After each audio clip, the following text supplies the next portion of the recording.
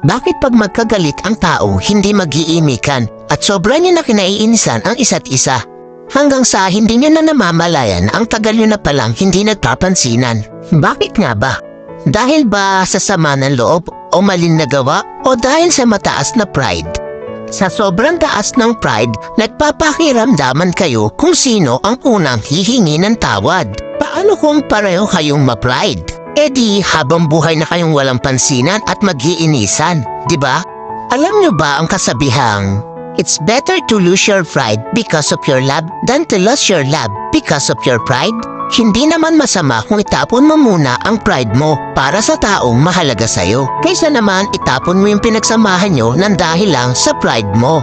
Wala namang masama o mawawala kung ikaw ang unang lalapit o iimik. Ika nga ang nagmamataas ang siyang ibinababa at ang nagpapakumbaba ang siyang itinataas. Kaya huwag ugaliin na magkimkim ng galit dahil ang galit ay basura lang sa ating puso at isipan.